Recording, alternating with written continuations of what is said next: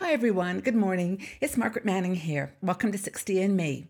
Hope you're having a wonderful day so far. I was up super early this morning. I'm joining the crew of women who seem to wake up every morning about 3:30 and then have a little break and go back to sleep for an hour or two. It just seems to be one of these things that a lot of us are facing. It's really interesting, but as I've mentioned before, I'm kind of at peace with it. I get plenty of sleep by adding all the hours up, and I do get pretty good sleep, quality sleep. Just something about the middle of the night. I just always wake up, and I've often had a dream that I remember, and I write down a few notes and just try to understand, what the message is. And anyway, dreams is another whole topic. I'd love to know how you guys deal with that early morning wake up call that Mother Nature or someone is giving us. But anyway, here I am having my cup of tea. Now, this morning, I'm having a cup of actually a tea that I really love. I don't have it too often. It's Assam tea. Can you see how dark it is? It's a really full-bodied tea. It comes from the northern part of India. I think it's the northeast part, and it comes from a very specific plant. Grows at sea level, and it's not rare. It's just that you have to look for Assam tea. So I found my Assam at a little shop in Zurich. It's a little tea shop that sells all kinds of wonderful teas. So anyway, it's very bold, very brisk. It's known as a morning tea.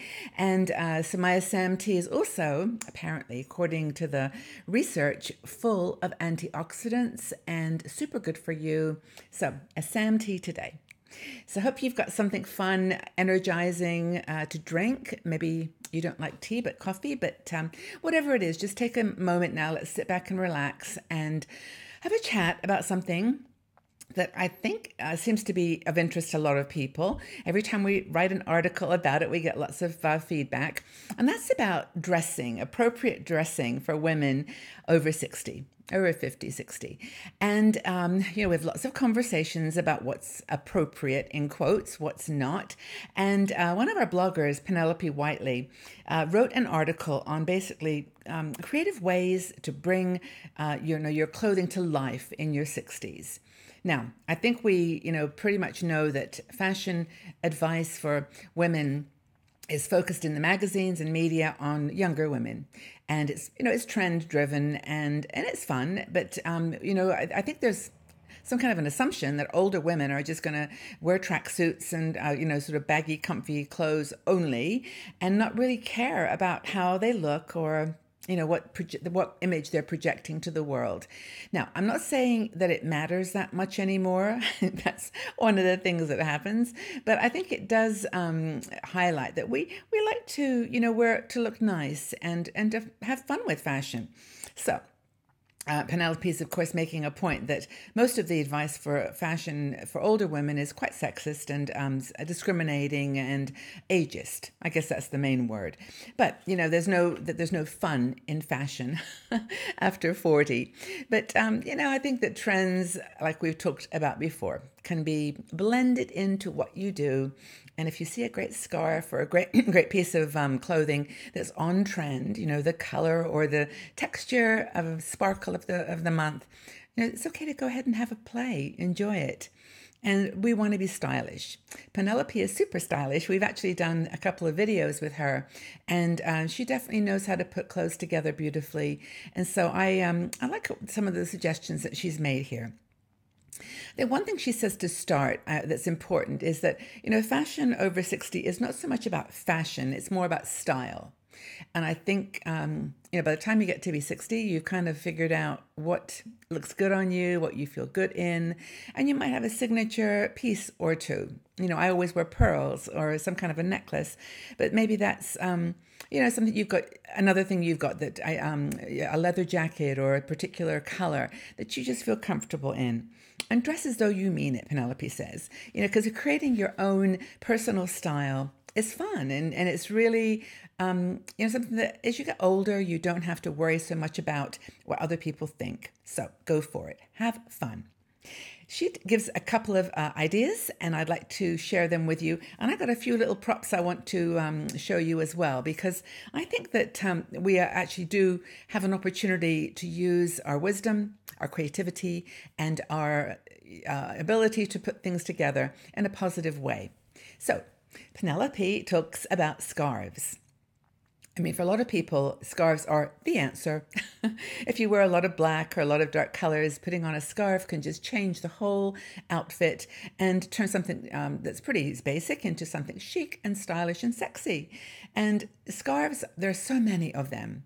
A lot of the ones in the big shops like H&M or Tara are too big. They're too big for me anyway. You have to wrap them around a gazillion times, and they're good for like a wrap at the beach, or maybe if you want to wear over your head. But just for your neck, scarves I think should be a little smaller and a little bit more interesting. And they can pull it all together. They can make a look extra special. So for example, I did find a scarf actually at Zara, which I really loved, and I've worn it quite a bit this winter. It's one of these scarves that is, it's actually, I can show it to you. It's got like multiple, that's one side, and then it has flowers on the other side.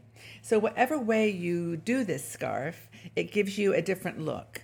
So you can have it with the flowers being primary, or you can turn it around and do something with just the stripes and the flowers, just the stripes. I can get them. But it's really a sweet scarf, and it's a nice light material, so it doesn't feel overly heavy. And you could also put it in your hair, actually. That'd be kind of fun. You could do a kind of a bohemian look. But anyway, there's lots of things you can do with scarves, and I love this one. So that's a kind of scarf that's versatile, and you can use it in different ways. That's a kind of nice idea. I also go to thrift stores a lot, and I found this one in it was in a vintage store in Zurich, and I just love this scarf. It's not that big, but don't you love the colors on this?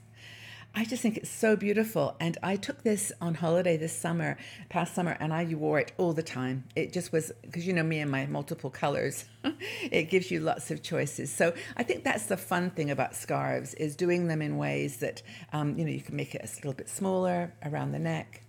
You could use it as a belt on around a dress to break it up. Anyway, lots of things you can do with scarves. And my final one that I wanted to show you was a desigual one.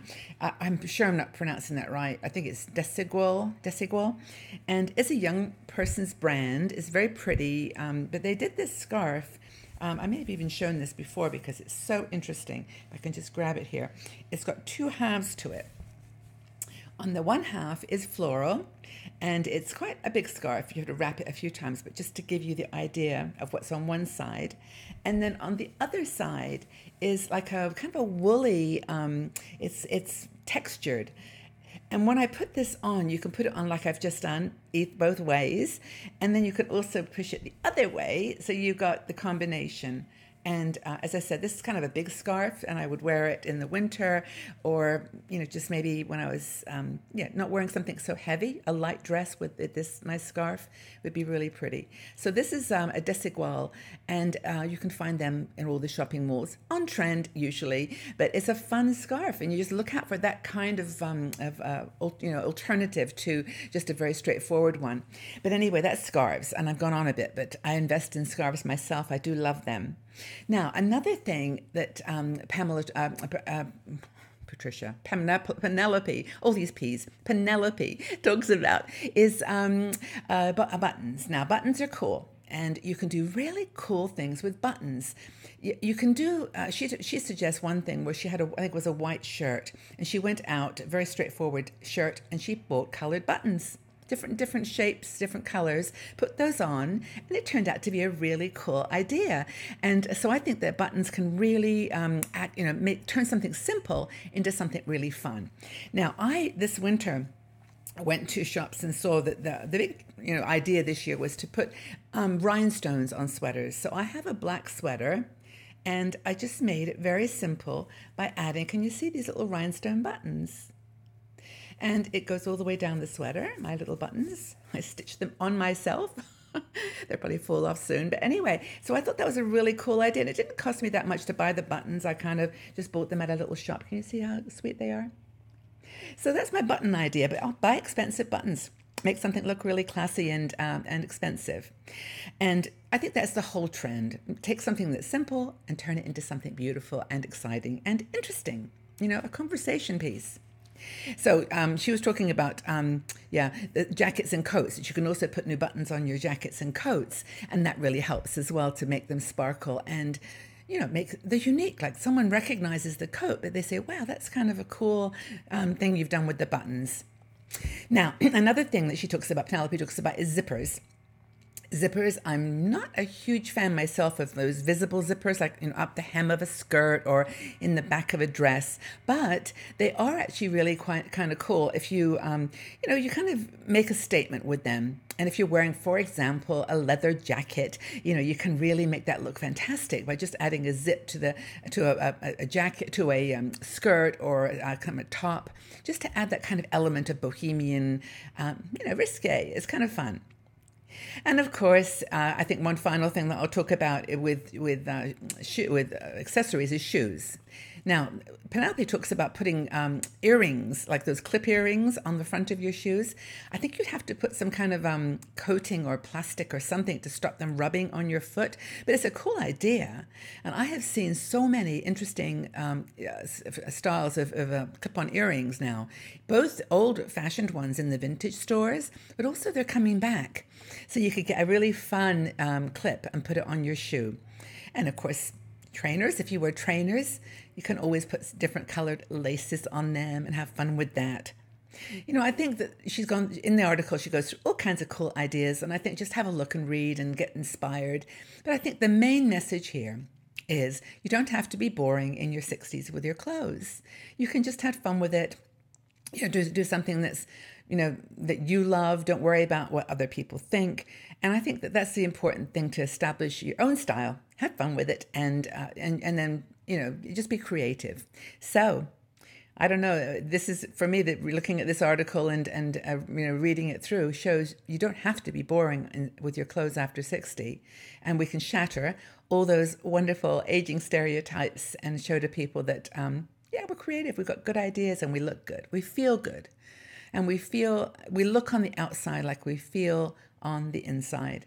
We feel vital, dynamic, interesting. That's our message to the world. At least it's mine. I don't know about you. But anyway, hope it's been helpful. Hope you've been inspired.